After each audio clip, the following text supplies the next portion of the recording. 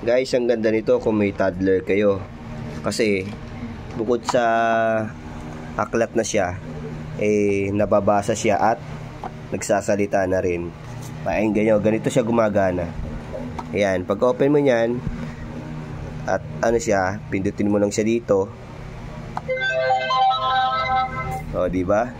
Tapos, pagka na dito ka sa page na to, pipindutin mo to para yung kung ano yung nakadrawing, pindutin mo, iyon yung sounds na lalabas. Tapos meron siyang volume, meron siyang diba?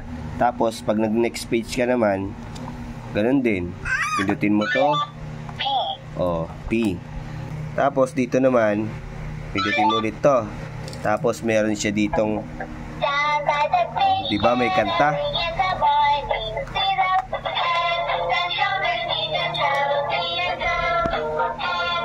Diba? Ganda na. Napapatingin na yan.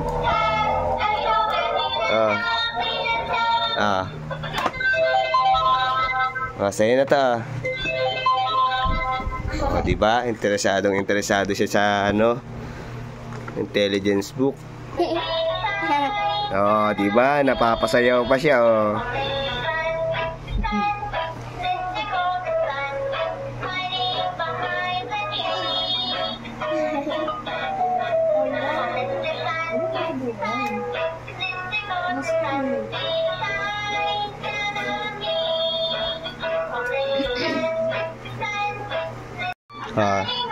Tapos ito pa sunod.